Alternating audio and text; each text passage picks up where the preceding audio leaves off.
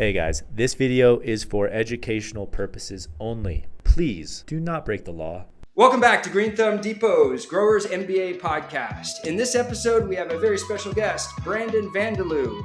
He is the owner-operator of the Divine Collection out of Tulsa, Oklahoma. And without any further ado, Brandon, introduce yourself. Tell us a little bit about how you got started in this industry.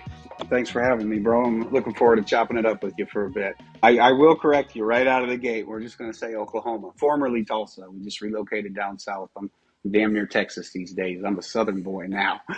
But yeah, came out from Colorado. We chasing a dream like everybody else. Been at it a long time, and Oklahoma gave us a platform to do it on our own terms. So here we are. Fantastic.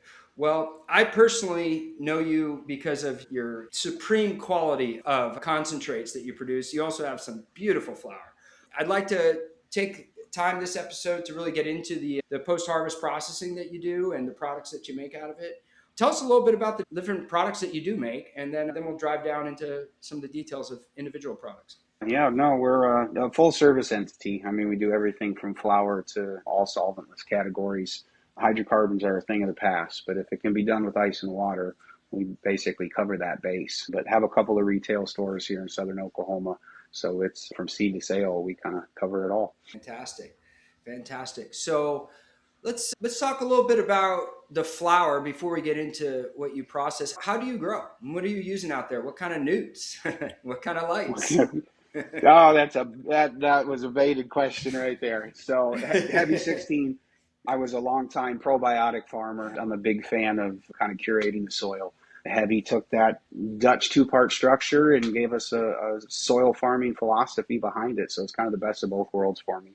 If you wanted to put a label on it, it's a synganic, a hybrid line. We use a lot of organic elements on top of a Dutch two-part structure, a mineral-based macronutrient line.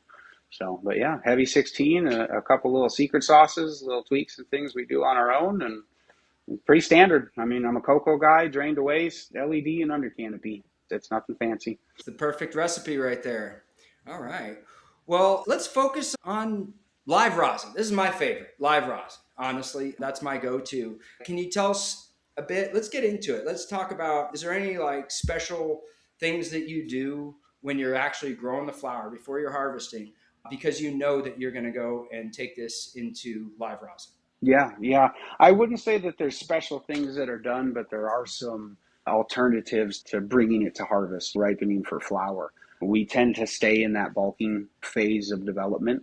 You're ultimately looking for as much trichome riddled biomass as you can for the extraction process. Believe it or not, kind of blowing out the flower a little bit rather than giving it that generative dryback and hardening and crowning out the nub. By keeping things kind of loose and, like I say, in that bulking phase, you get a quicker separation without having to beat the material so aggressively, right? So it's all about finesse. We're trying to be delicate start to finish. And so by kind of setting the flower up for the release of those trichomes in the ice and water gives you a little bit of an advantage.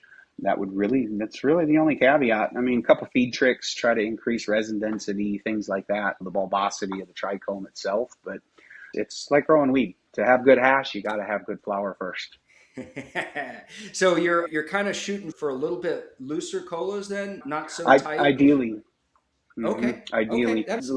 Yep. That's why there's a lot of cultivars out there that we only see in hash, because with the market demand for bag appeal and the way they represent in a jar or a Mylar bag, a lot of people's favorite hash would not make the cut, dude. I mean, you turn your nose up quick. They tend to be a little uglier. So it's interesting when you're saying this, because a long time ago, multiple decades, I'm an old guy. I grew some flower in a closet, and I made like a George Foreman grill with the back of the closet and the front of the closet with these fluorescent tubes. There were these Vita Twist fluorescent tubes that actually were twisted physically, the glass. I don't know if you've ever seen them. The herb I got off of that was really fluffy, horrible for sales, right? Because it was just no weight, but it was almost pure trichomes. Like you couldn't even see any green, and it was just really fluffy. And you looked on a plate, it was just all white. And it was fun. It wasn't great for flower, but it sounds like maybe you could have made some good bubble hash out of that or something. Maybe. Maybe. That's the tricky part with ice and water. The membrane of the gland has to hold up to the process. We don't see OG, we don't see gelatos and things like that in a solventless format for a reason. They're hard to find. They don't hold up in the process. You'll end up with an oil slick of terps on top of the wash and no hash in the bag. Okay. Are there any other strains that or categories that we should stay away from, or particular ones that work really well? Yeah, I mean, everything is so polyhybrided out at this point. I have a tendency to see things with kind of those jack terps, right? High limonene, terpenoline, some of the sativa leaning, the floor cleaner terps. Something about that composition of that profile. I wish I could tell you. I don't think it's strain specific, bro. It really comes down to the physical structure of the trichome, right? And it's got to have a strong enough. And if you're going for rosin, it's got to have a strong enough membrane to break off the stalk and be able to separate through the process, but high enough oil content that the juices work to squeeze. Right? There's a lot of plants out there that will yield a lot of bubble hash, 5-6%ers, but when you take them to the rosin press, you're only netting 40 to 60% of that initial volume in oil output. Okay, so that goes against your overall yield metrics to finished product. So we're really looking for things that have high oil content, but a rigid enough membrane on the gland head that they hold up through the process. All right. I've got a strain I got to get out to you. Every time I pressed it, it yielded 2 to 3 times more than anything else and had the biggest trichomes I've ever seen on a plant. I should probably get you a cut and see what you think of it. I mean, run her through. Yeah, sounds good. All right. Curious, do you use UV? And if you do, how do you use it? There's a little bit in I believe our under canopy fixtures, the Vape and chromas, and then I think we have some craft farmers we have around as well that were in the facility initially. And then we have one room that has UV in the new UV fixtures. The other 3 are just standard, what do you call it, white light, mixed spectrum, traditional LED. UV, in my experience, has a lot to do with the bulbosity, okay, the size of the gland head. Outdoor hash is always going to yield you in a higher micron range in your collection, in your bubble bags, right? You're going to pull more 120, 160 off of sun-grown. I attribute all of that to the UV. Okay, we can't replicate that inside, and you just don't get the diameter of trichome, right? They're smaller heads. You're going to get a lot of 45, 73, and 90 on the indoor. Okay. So. All right. Well, that makes sense. Okay. All right. So let's talk about when you're pulling these ladies down. Like, what's the process? How do we start? For those folks who don't know anything about this is totally different than harvesting herb for flower's sake. Yeah, so we ripen them out, obviously, just like you would on flower. It's not as hard of a flush. We let them dry back so they're not totally saturated with moisture, and then the plant is cut down live off the stem. I try to go for homogeneous size, about golf ball or smaller in the nug size, and then we flash freeze it immediately. With the team taking down plants, we can fill a large turkey bag in about 15-20 minutes. So that's all the time that plant spends from being cut at the root, weighed for metric purposes, and then it's chopped up real quick and thrown in the freezer. 48-hour freeze, and then it goes into processing. So it's as we're trying to preserve as much of that terpene profile as possible. We harvest in a 65-degree room. We crank everything down, keep it real cold, keep it fast, get it frozen, and then it lives its life in sub 60 degrees until it travels to the testing facilities. What's the temp setting on your freezer when you're freezing these when you harvest them? So the chest freezers go down, I want to say they're 0. They're nothing scientific, just a big 20 cubic foot Frigidaire deep freeze, which is more than adequate. As long as you loosely pack and you don't overstuff the freezer, you're going to get to full frozen material in probably 4 to 6 hours from the point of putting it into the freezer. Okay. All right. But you like to leave it in for 48 before you pull it out just to really get it frozen. Just ensure everything's, nice and solid. Okay. All right. So what's the next step then? You got your golf ball size nugs in your turkey bag. They're frozen solid. You're pulling them out. Now, I'd imagine at this step, you got to move quickly. You don't want these things to thaw out. So you got to take them right from the turkey bag and...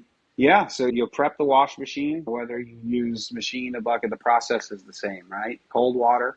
I run iceless. We have a jacketed Osprey. He basically has an airline. He stays real cold. We keep a chiller on site.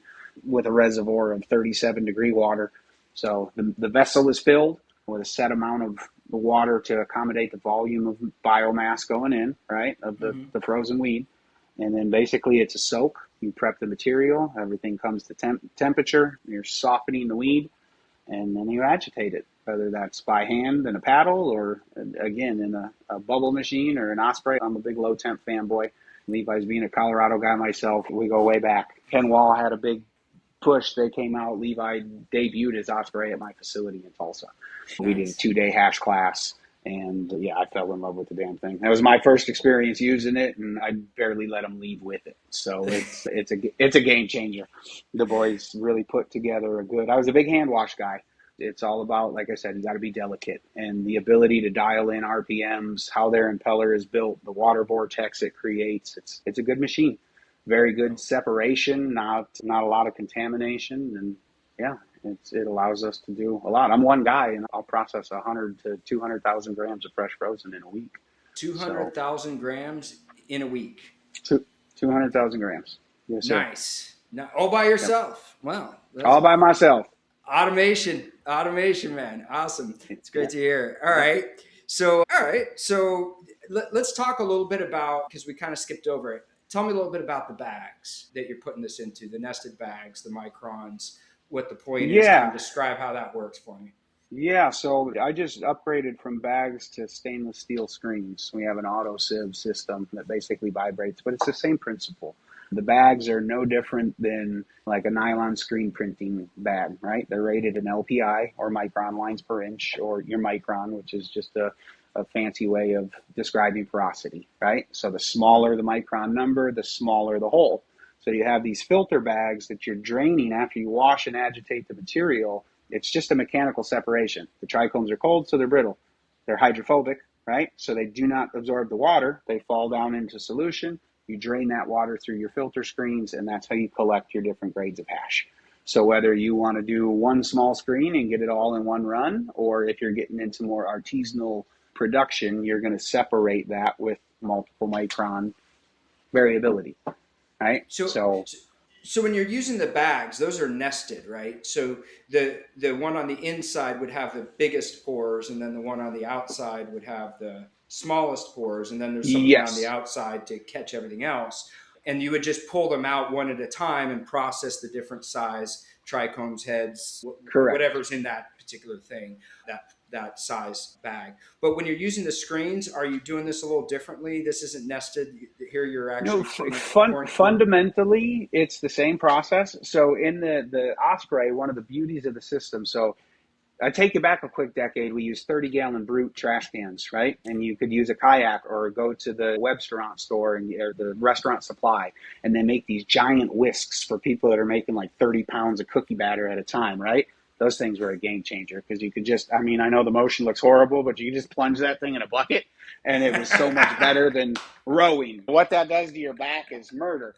But in that, then you have to lift that 30-gallon trash can full of frozen weed, ice, and water, and you're dumping it through, like you described it beautifully, nested bags. So you have your small micron, they fit inside each other. So traditional, when we would pull for bubble hash, you go all the way up. You have a 45, a 73, a 90, a 120, a 160, a 190, and a 220. Typically, your 190 and your 220, that's your waste bag. That's any contaminant from the wash process, the plant material, all that jazz, right? So you pull that out, and then you have to clean each one of those bags. So you're straining the water through, and then we use high-pressure hoses. This is what the chillers and things are for. So you're spraying 37-degree water on this hash, and that's how you can filter out some of the fats, some of the things that separate in the wash. You have trichomes, and then you have the stalks and sissalith hairs and different things that are small enough to get through these bags, but you don't want to smoke them in your banger, right? So you have to clean that material up before you collect it to dry it and either further process it into rosin or consume it as bubble hash, right? So it's nuanced. There's little details, but you nailed it. Different grades of filters. You run the water through the filters. You collect the different hash, and there you have it. So the stainless steel screens are just like the bags, but they're round. I got about a 4-inch lip and a taut stainless screen on the bottom of it, and they stack on top of each other. And that Osprey, I just open the ball valve and it pours through that screen stack. It's got a little foot Nice. pedal Yeah. controlled vibrator. They vibrate so the water passes through, and you cycle it back up in the machine and wash the material again. Well, between that whisk comment and that vibrator comment, we might get flagged. This might be NC-17. We got YouTube gold, bud. I told you, I'm not responsible for what comes out. But Oh I'm no, here this for is you. great. This is great. So okay, so you're taking it, you're separating out. Do you do the separation down to the different microns, or do you mostly Mhm, stick to mhm. more of a bulk product that isn't so, I guess, artisanal? Yeah, no. So we have a couple.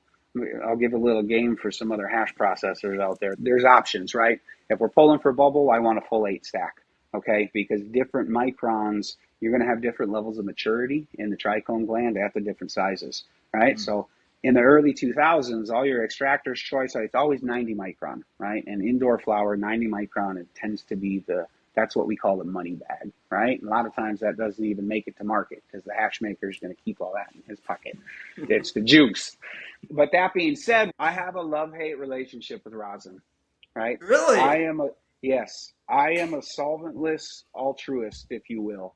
And what I loved about solventless, even back in the days, and I've ran plenty of BHO in my time, right?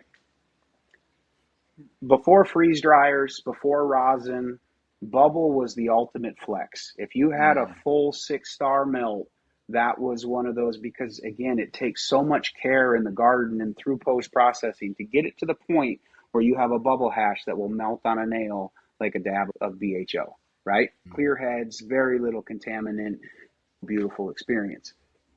Rosin, yes, though starting it's in the solventless scope of things, it makes a lot of which is great for flavor availability, right? But it gives a lot of praise to plants that don't deserve the solventless accolade because their bubble hash smokes like shit. Papaya is a great example of it. She has a very waxy bubble hash. It's one of the best tasting rosins on the planet, dude. But she's not a good melter. That's one, like I was explaining earlier, it's about a 60% return on oil. Some of our good rosin strains will get 80, sometimes 90%. So if you got 100 grams of bubble hash that you're squishing, you got 80 to 90 grams of rosin coming out. You squish Mm. 100 grams of papaya, you're getting 40 to 60 grams of rosin coming out, right? These are Mm. fats and lipids and all the other components that make up that trichome. But Mm. that being said, papaya never got notoriety in the bubble hash world because she couldn't.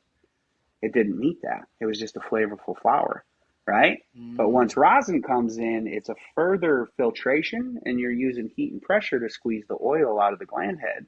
So now you can kind of make a pig a princess, right? Where she didn't cut it prior, now it really shows up to party. And so again, I love it for the access. It diversifies the flavor profile. Solventless was kind of bottlenecked, right? Because there's certain Mm. plants with certain characteristics that gave what we were all after as hash makers 15 years ago. Gosh, I've been making hash for a long time, man. But So bubble is interesting. king. So so Mhm. so when you get to the rosin, when you're pressing it, you can actually take stuff that didn't taste good, wasn't giving you the quality product in bubble hash because there was too many of these other oils and lipids and fats and whatnot, and you can Yeah. turn it into a star. So your Mhm. relationship with rosin then is that it's kind of cheating for those strains that couldn't make the cut for bubble It, hash in a way. exactly. It has a Okay. place. And don't get me wrong, I love rosin, but I will kind of backtrack a little on that just so nobody's misled on it. You can't make something taste better in rosin. You're just going to make it burn better. Burn Okay? it. The dab experience is better. If it didn't have flavor to start in bubble or in flower, it's not going to have flavor in rosin, right? You Right. will catch nuances in the profile, but you're not altering the flavor, if you will. So it's got to be there in the first place. Absolutely. We're not affecting the terpenes. We're just pulling out all that other gunk that causes problems when you're dabbing. Okay. Yeah, that makes Yep. total Yep. sense. Yep. I think where we were at then in the process is I had asked, when you're doing rosin, do you consolidate your fractions or do you keep them separate? Is that the grade when you go to the dispo and you get the rosin Mm-hmm. and it says tier 1, tier 2, tier 3? Is that what we're talking Mm-hmm. about? Is the Mm-hmm. different screen size? So there's different companies, different states that do it different ways, right? Some guys, tier one is their first press, and then they will take their rosin bags and squish them again for a second press, and they offer that as a more budget friendly. I'm not that guy personally. I'm a cream off the top. I probably waste more in my process than most people would care to admit. But I have a relationship with cannabis, and I want people that I share my craft with to experience that relationship in the same way, right? And so if it wouldn't go in my head stash, it doesn't go in my jar. So yes, we separate it. We are squishing all of our rosin. I don't tier things. I have a pricing structure to where at a wholesale rate, the dispensaries can acquire it cheaper if it's a high yielder. I have a cost of production, and I stick to that. So if it pukes on us, everybody wins, right? They get cheaper hash, and it's just as good of a quality as they would on something that was a lower yield at a higher dollar point, okay? But that being said, we take the 73 micron through the 159. Okay, so those are your ripe, mature, fully developed heads, and that's what's squished into rosin. And then that rosin can make any of our solventless products on that top shelf line. I accumulate all the 45, and then we backstock that.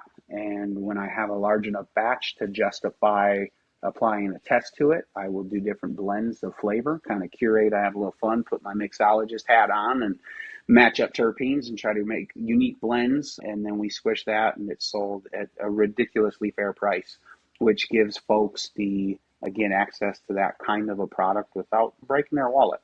Help them decide if that's the route that they want to venture into. Okay. So when it comes to the grades of rosin, then that's more about the press than it is about the size of the glands. Okay. There are I plenty of companies that isolate by micron, right? They have a mhm. 45 micron rosin and a 73 micron rosin and a 90 micron rosin. It creates more SKUs. It's more sellable points. It's a pain in the ass with the way that Oklahoma does their testing, and everything's on a final form. So if you look at that from a bat standpoint, say I made a pound of bubble hash to bring to market. So you got 448 grams, and 20% of it's in the 45, and 15% of it's in the 73, and 35% of it's in the 90, or whatever it breaks down to, right? Each one of those micron tests has to have a $250 COA applied to it for Mm, safety and compliance. Okay. mm. So when you break that cost across each of those, you're putting the hash again into a bracket where it's not affordable for your average consumer. And I want everybody to be able to smoke the best hash they can, right? And so it's, again, cost of production. We do what we do. It's a labor of love. Share it with the masses. Awesome. Awesome. All right. And then when you press, well, let's go on to pressing. Let's just get into the pressing Yeah. part. So, Well, first you dry it. You got to dry okay. it, Oh, we're skipping a right? step. That's right. I Skipping a can't skip step. the dryers. All right. So How do we dry it? you can air dry, old school. Shout out to Matt Rise, microplane. I mean, you change the game with that one, right? You freeze the puck when you collect it, when there's still moisture in it. You gather all that hash, you put it on a 25 micron screen, you freeze it till it's rock solid, and then you take a lemon zester. If you're not familiar with the microplane, you run up to Bed Bath and Beyond and get you a little zester from the kitchen supply area, spread out parchment, and you're laying that hash out as thin as you can. And the idea here is to prevent mold growth. Right? You got to inhibit mold growth. So nice cold room, low humidity, and then an air dry. Freeze dryers change the game because they maintain color. Oxidation happens from air exposure, right? And that's why old bubble hash used to be brown. Doesn't mean it's inferior by any means. I've had some dank bubble hash that was brown as a turd, right? But presentation is everything these days.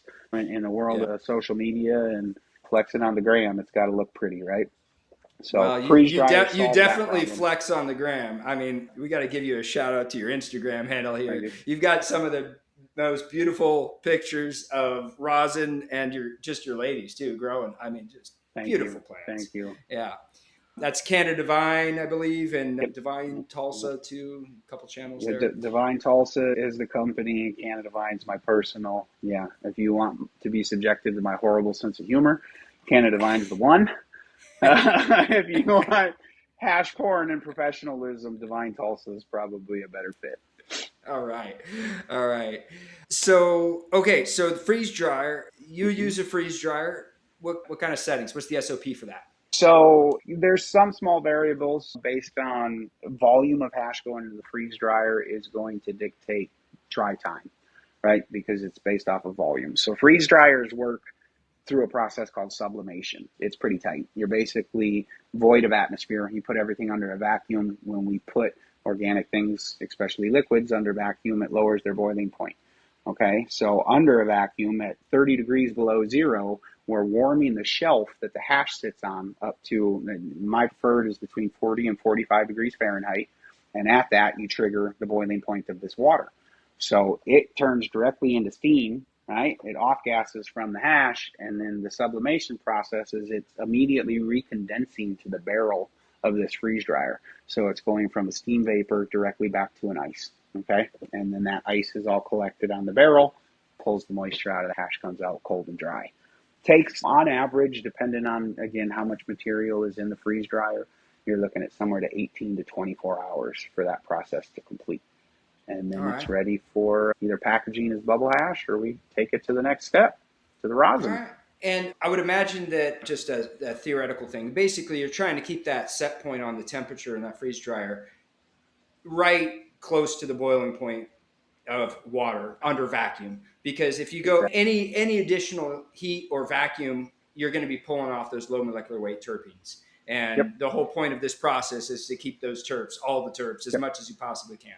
So for those following at home, we're not cutting and hanging and curing, drying and curing these plants. And during that whole process, which you would normally do for flour, you're going to lose some terpenes. So when you're doing this, where you're cut and freeze and doing this whole process, you're really preserving the terpenes.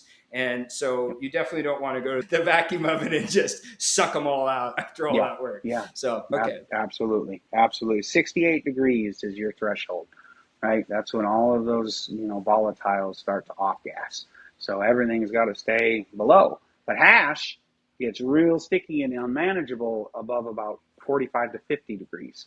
Okay, so this is why it's more so for our convenience to handle it and keep things in a form that are usable, rather than the terpene preservation. The extreme cold is much more an aid to the process than terpene preservation. Like I said, it doesn't need to be that cold for terpene preservation. Otherwise, 60 degrees in our dry rooms wouldn't be enough, right? We'd lose all of our flavor in the flour. So True. No, that's a great point. Thank you for correcting me. It's a correction by any means, just clarification. If you will. Fine tuning, we'll call it. Yeah. All right. So we've got them through the freeze dryer. We've got our washed, dried trichomes now, and now we're going to the low temp press, or your press of preference. Yes. But I also have a low temp press, so we got a couple low temp guys here, and I guess a couple heavy 16 guys too. Okay, so you take your dried trikes, and now we're gonna go over to the press. Talk a little bit. Let's talk about how you prep this up to get the best squish. Yeah. So we kind of the same process as the bubble hash, right? We're filtering these trichomes, but now we're going to apply heat and pressure to squeeze the oil out of the membrane of the gland head. Okay, so we take all that dry bubble and we put it in a little 15 to a 25 micron nylon bag, or a double stitch bag, another product that Low Temp makes. Rosin Evolution is another phenomenal company if you want to talk about consistency in their bags. There's a lot of alternatives. I feel I've tried everything under the sun, from presses to the consumable, disposable materials that we go through, parchments and bags and so on and so forth. You get what you pay for, right? And the guys over at Low Temp, they're hash makers. At the end of the day, they're all doing what we're doing. They're in the thick of it. And so they have a little more empathy and understanding for the stuff that, us commercial hash makers, even home hash makers, are dealing with on a day-to-day. But yeah, filter bag. Sorry, I digress. Filter bag. Hash goes in bag, right? I am a double bagger. Some people triple bag, whatever. There is some loss in yield to what will stick to the bag, but then it goes between the platings. Those are set at your desired temperature, and you apply pressure until the oil stops flowing, and you're basically filtering it out. All of the unwantables are left behind in the bag, and rosin comes out on the parchment paper. So I know that this can change, but what are your typical temperature and pressure settings that you're looking for, or with the range? Or Bro, I've seen it all across the board. I mean, I watch some guys hit it hot and heavy and squish fast on the 200, 220 degree range. I've seen guys squish as low as 150 to 160, and they're taking a 5 to 6 minute press to extract that rosin, right? Again, I go back to, I try to keep things simple, right? I make a lot of my decisions based off of what I'd like to think is common sense in the space, right? If we're volatilizing terpenes at 68 degrees Fahrenheit, I don't give a shit what you're pressing at. There's loss, right? That's why we can smell it in front of the press when we're squishing it. It's vibrant, right? And make your eyes water, okay? So for me personally, I'm always in the realm of 175 to probably 185, 187 degrees. That's kind of my window of operation. Some of those drier, waxier varieties like papaya, I'll squish a little bit higher just to get a more thorough extraction. And I'm all about as quick of a ramp up in pressure as I can apply without blowing that bag out or ripping the parchment under pressure to create flow and get it off that hot plate as fast as possible. So my average press, 60 grams in a bag, average press time is probably 2 to 3 minutes. And what's your end point on the pressure that you're looking for? So I base it, it's one of the reasons I love low temp, and that hand pump BVA, we run the Medusa so I can have multiple presses running simultaneously.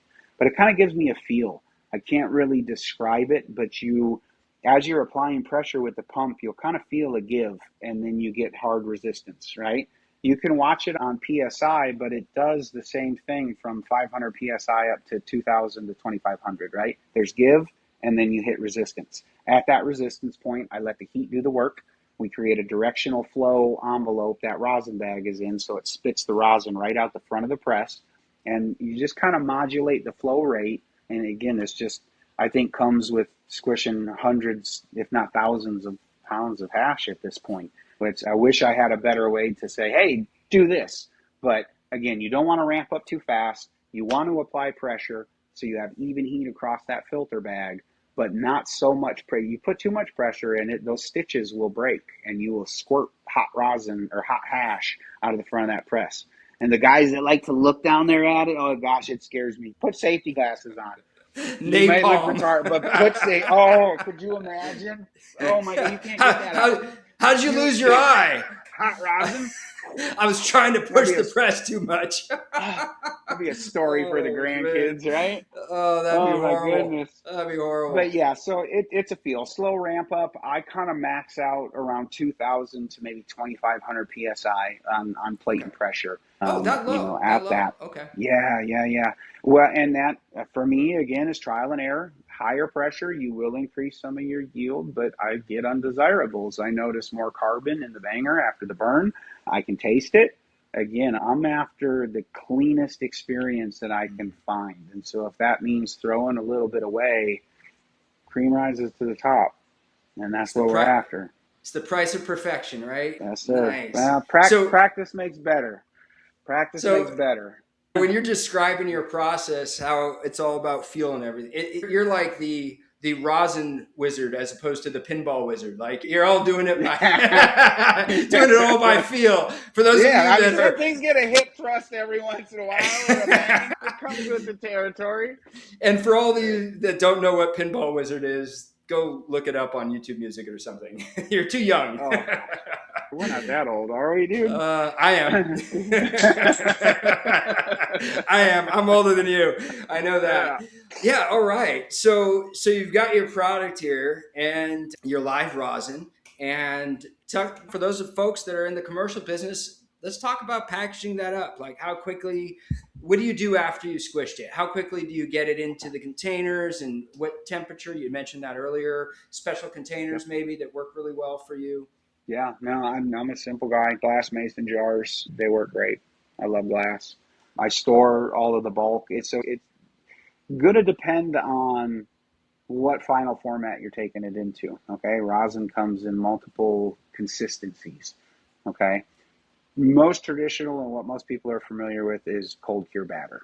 Okay, and that is you have fresh press, you gather it, you weigh it, you record all your metrics for compliance. It goes in a mason jar. I don't use over the pint size wide mouth. Anything bigger than that, they're a nightmare to clean, right? You get a hard neck after you whip this jar up. You got a mess to deal with. Pint size mason jar can hold about 300 grams, 350 grams of cold cure batter. So we don't exceed that size. And then they sit in a 50-degree cooler until needed. But there's a curing process. That fresh press, it comes out, looks like oil. It's real snappy, kind of like shatter. And some of them are softer. But you collect that, we put it in a jar, seal it up, and what happens is a process called nucleation. And if you've ever watched fresh press or you've bought fresh press and you look at it and all of a sudden that clear little puck starts to look like there's a booger in it or something, right? And it just kind of gets waxy and striations. And well, if you let it take up and then you come back to it and you whip it, and the cool part is a 300-gram jar. I'm sure there's pictures on my Instagram, but the terpenes will separate. And you get a nice pool of terpenes on top of this hard cake batter in the bottom of the jar. And then you aggressively whip it and you blend it into, it's kind of like making mashed potatoes, but they're really undercooked potatoes. And you get your wrist workout.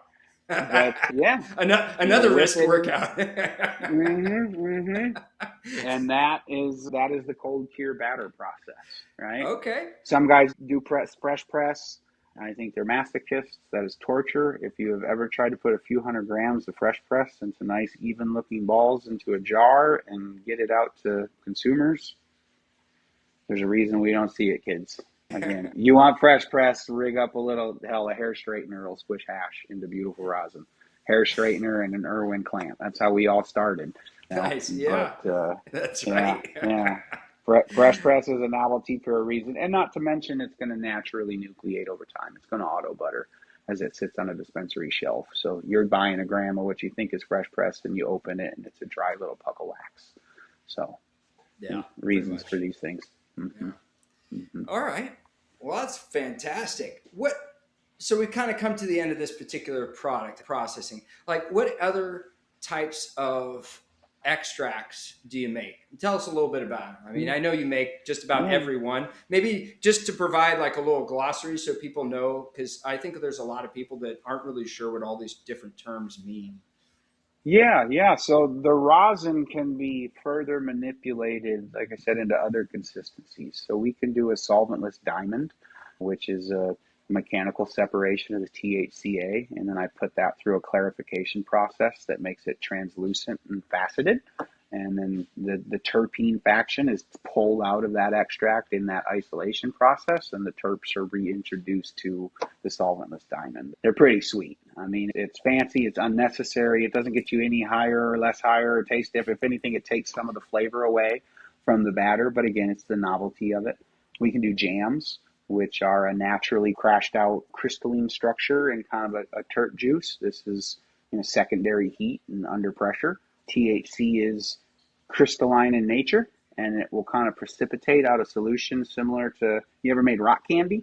No. You ever done that? You never made rock candy in school? I've never made rock candy in my life. Oh, yeah. So it's all about basically how much of the THC is in solution, right? So we melt it down, and as long as it's above about 60%, if you hold it to where it stays viscous, kind of in a liquid state, that THC, they find each other and they create little THC crystalline structures. They're naturally formed diamonds, similar to how it's done in BHO. Same, sure, but different, right? Diamond mining. We're 100%.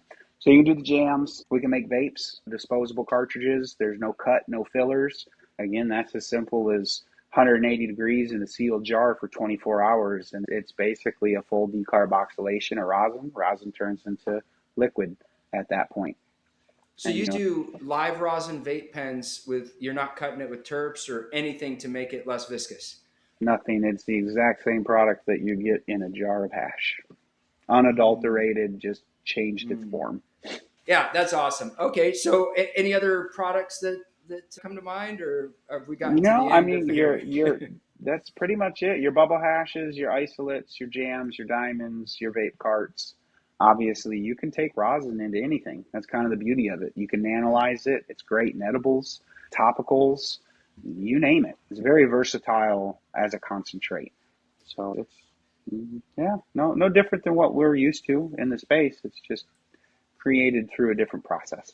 Now, let's talk about, just for a minute here, why solventless is better in my point of view. I think a lot of people's point of view. You don't have the solvent in there, but so you don't have to worry about residual, but then also extracting that solvent at the end of the process, you're also getting rid of some terps, right? So you're kind of saving that process. You're saving more terps. You're not having contamination. Is that a fair statement? It's very preferential and it's kind of a loaded argument, right? And the space really likes to plot the BHO boys against the rosin guys, right? I don't think one is superior to the other. At the end of the day, isolation of trichomes is making hash, whether you're doing dry sift, whether you're making bubble, you're doing rosin, BHO, thin film, or a passive system with butane being squirt through. It doesn't matter, right? We're stripping these cannabinoids off of the plant. Hydrocarbon is more powerful. There is a lot left behind in rosin bags. There's a lot left behind in washed cannabis, right? If you dry that out and give it to a hydrocarbon boy, he's going to make some fire with it. So it's not necessarily a superior process.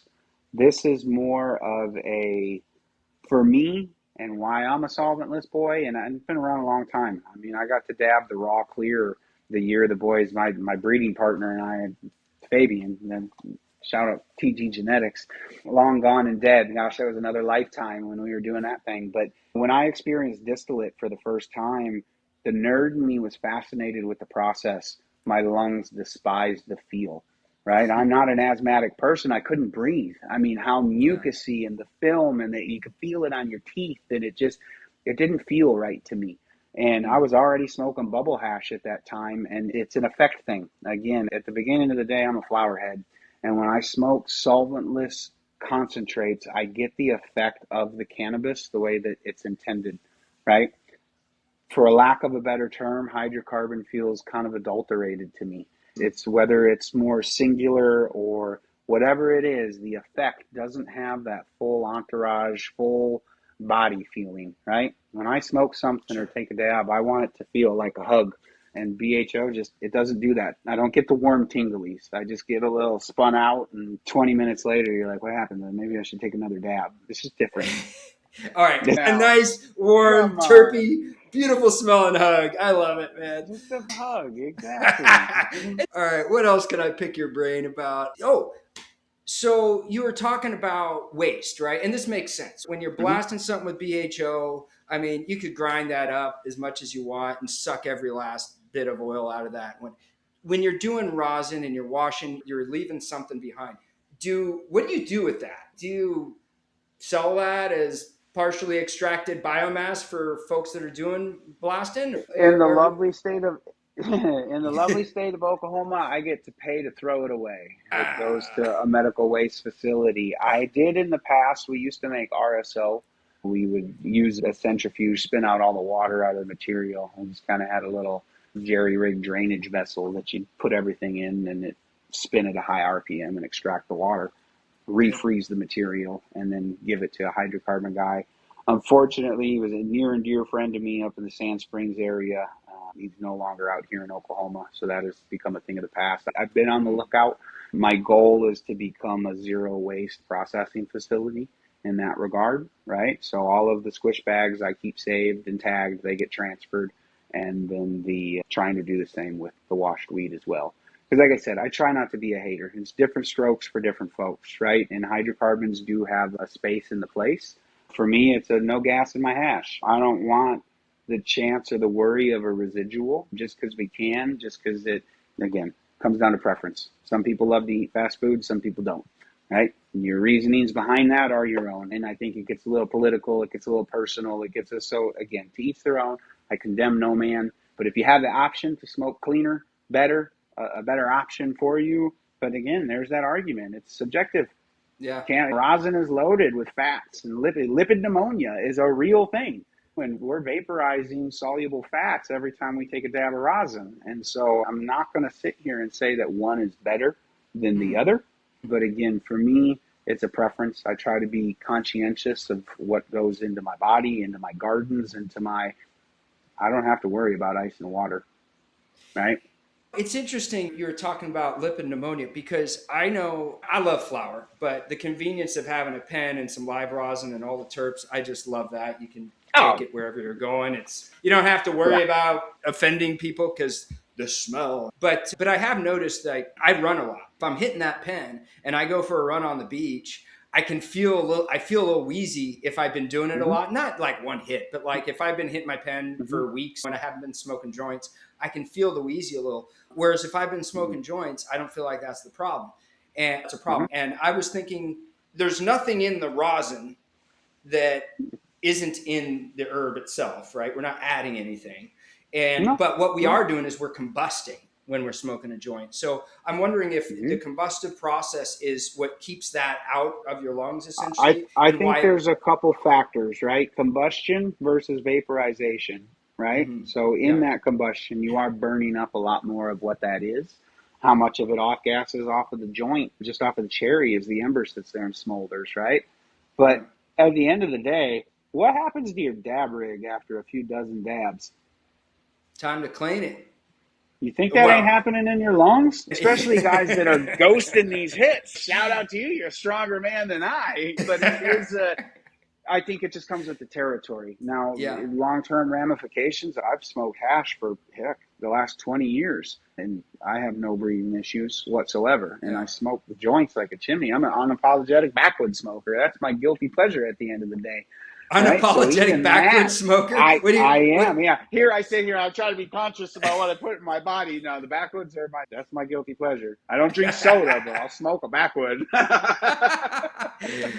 All right.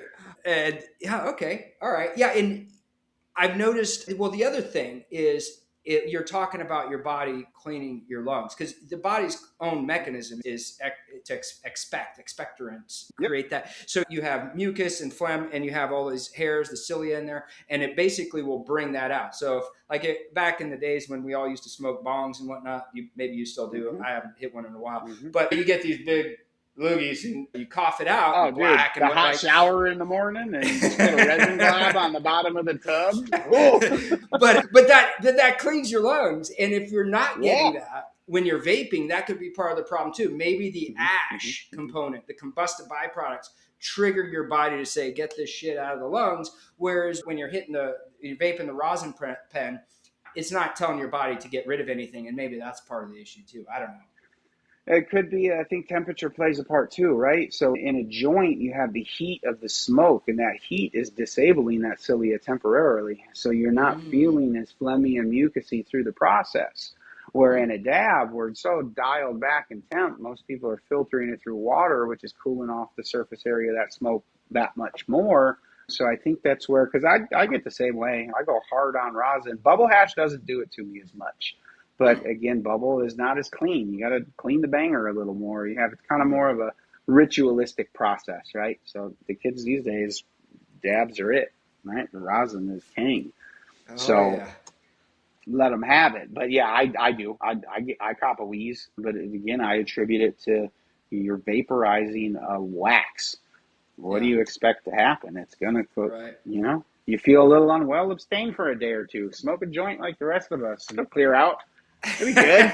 Exactly. You gotta rotate, right? When you were talking about that, you brought me back to my first dab hit. I was a late bloomer. I mean, I'm older than everyone. I have smoked a million joints, but my first dab hit was when I was managing that Green Coast store in Ontario. And as part of my initiation, when I passed the test that they used to put you through, right? I may or may not, allegedly, maybe took a dab hit in the kitchen there and damn near Yeah. freaking got knocked out Yeah. for about 10 minutes because Shit, if you didn't, I took plenty of dabs in Green Coast, I promise. yeah, we got a little history there. It's kind of funny. Yeah. We keep running into each other. All right. Well, to be honest, I mean, Brandon, I feel like we could talk for probably 12 hours straight and still have a lot to talk about. So we won't do that to our viewers here, but yeah, it's been a pleasure. We're definitely going to have you back on. I want to talk more about all these things. But for now, I think it's probably a good place to break for this episode. Anything else you'd like to add about anything that we talked about today or elsewhere? No, I mean, just a big thank you. Thank you for having me. It was a pleasure chopping shop with you guys, and I'm an open book. Like I said, we started this endeavor with a 2-day class in my facility. I birthed most of my competition here in Oklahoma, and I love it, right? It is great. It really put Oklahoma on the map. They've been privileged and blessed with a lot of real good hash early in their legal medical game. But Holler anytime. Anybody, no question is a stupid question. I'm happy to help any way that I can. Pass the torch, if you will. That's Getting old awesome. myself. Well, I got to say, you're one of the most genuine person that I know in this industry. You got a kind heart. You're super smart, so understated and nonchalant about it. The industry is so much better off with you in it. So we really appreciate Thank you. you, bro. Collectively, we appreciate you Thank and you. what you're doing out there. Just freaking awesome. So hopefully sometime soon I can get out to Oklahoma. I don't find a lot of reasons to get out there nowadays. Everything's done on. Let me get a jar real quick. I'll tell you a couple different reasons. Yeah, well, maybe I'll have to hand deliver that. But Yeah, I'm I was not. just gonna say. I don't know if I'd feel You bring me comfortable. that license point. You'll go home with pockets so heavy you'll have to crawl to your truck, bud. Come on now. I love it. All right. Well, we're going to have to do that. All right. Well, on that, thanks again, Brandon, for joining us. Pleasure to have you. And yeah, check out Brandon on Instagram, Canon Divine Tulsa. And if you're out in Oklahoma, if you are so lucky to be out in Oklahoma somewhere, check this guy out. Go grab some of his wares. You are not going to be disappointed. No. Come All see right. us. Grandma me if you don't like it. Hey, you can't beat that. You can't beat that. But you're gonna pay for it because you're gonna like it, but you can't beat the offer. Anyway, all right. Pleasure to have you. Have a beautiful evening. And with that, we'll see you next week on the next episode of Green Thumb Depot's The Growers MBA podcast. Signing off.